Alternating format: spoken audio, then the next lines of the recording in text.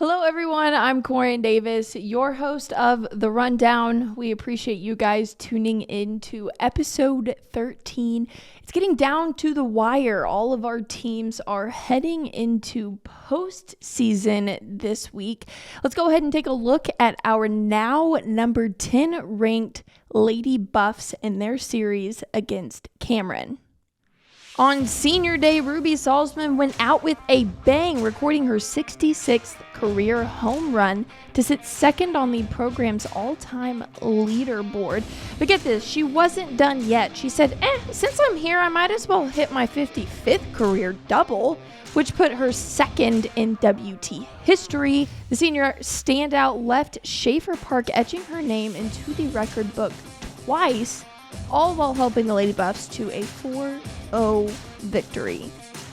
Game 2, day 2, WT maintained a pretty steady lead until the top of the third when the Aggies pushed past the Lady Buffs by 1.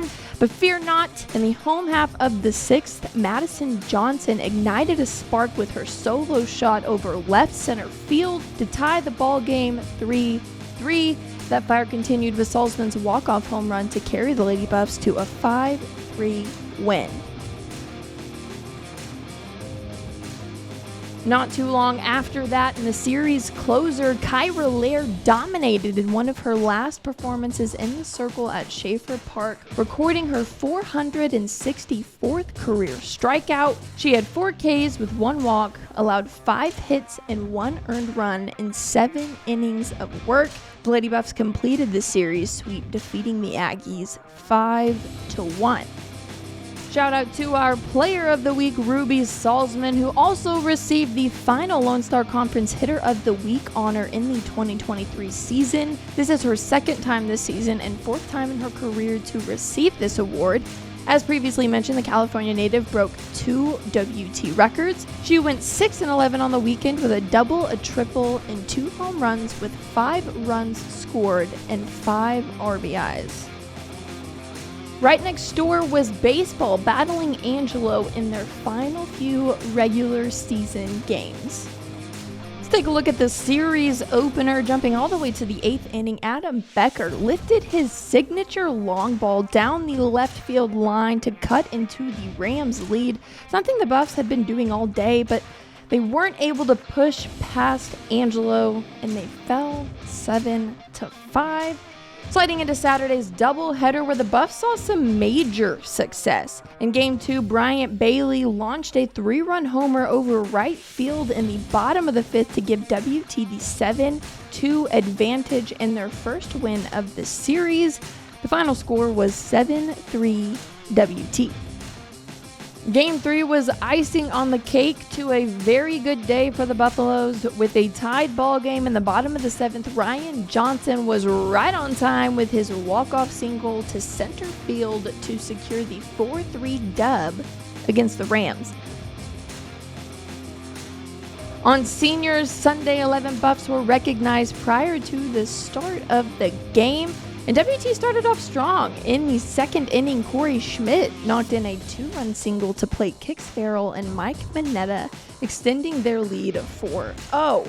Let me tell you, the Buffs did not go down without a fight, but the Rams found some momentum in the 3rd to clinch the 10-7 win, splitting the series. The men's and women's track and field team competed in the Corky Crowfoot Classic in Lubbock this past weekend before heading into postseason. The Lady Buffs now sit number 3 in the nation, and the Buffs have jumped to number 2 in the nation going into this week. Our Lady Buff golf team made an epic comeback to claim the Lone Star Conference Championship, and they brought home some snazzy new hardware to add to the collection. A quick rundown of the tournament. The Lady Buffs trailed Dallas Baptist, leaving days 1 and 2, but Alyssa Campbell on the final day came in clutch on the 6th hole, still trailing DBU's Olivia Mitchell. Then Campbell made her par putt to gain a 1-stroke advantage, which later crowned the Lady Buffs LSC champs. Let's take a look at this week at WT. Our softball, baseball, and track and field teams are all headed to the Lone Star Conference tournament. The Lady Buffs will start on Thursday at 4 p.m. in Tyler, Texas, taking on the winner of the St. Mary's and Eastern New Mexico game. The Buffs will head to Lubbock, going head-to-head with LCU in a best-of-3 competition starting on Friday at 6 p.m. The men's and women's track and field team will also be in Lubbock. Their meet will be held on Thursday through Saturday. And last but certainly not least, our women's golf team will enter in the NCAA West Regional Tournament as the number 3 seed.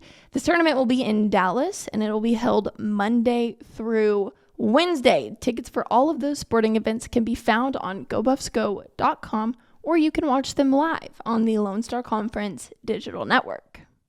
And now, ladies and gentlemen, we have reached the top 5 plays once again. Starting with number 5. This is Game 3 in the Angelo series from last weekend. Adam Becker makes the diving scoop, then fires it to Eddie Savoy, who does the splits for the out. All I've got to say is ouch. Here it is again in slow-mo in case you missed it the first time. Wow. What a reach. Moving on to number 4. This was from the St. Mary's series a few weeks ago. The Buffs are up 2-1. Cade Bragg soars it into right field, and Will Fenning makes the diving catch to escape the inning. There it is again. Nope, that ball is not dropping. It's not. He's there. All right, number 3. This is Carissa Perry in the 400 meter at the Joe Meeker Classic. She's on the final stretch here all by herself, too. I mean, there's nobody for miles. Nobody's catching up with her. She crosses the finish line with a time of 52.70.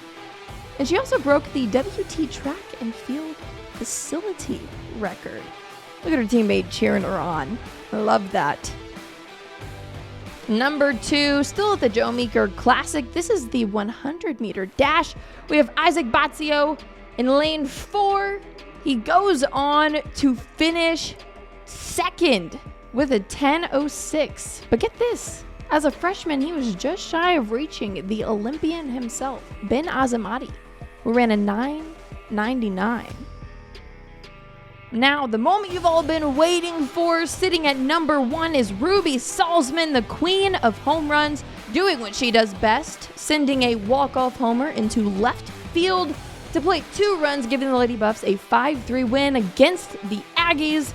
Look at her team all there celebrating. We've got a pink cowboy hat in the mix. All we're missing is the orange construction cone. Oh, I love top 5 plays of the month. It's my favorite. And we have so many talented athletes to showcase. Now, real quick, before we head out, if you haven't already, please go follow us on Instagram, Twitter, and Facebook at WT The Rundown. And if you're watching this on YouTube, please be sure to like, subscribe, and hit the bell. That's all for this week's episode, folks. I'm Corinne Davis, and you're watching The Rundown.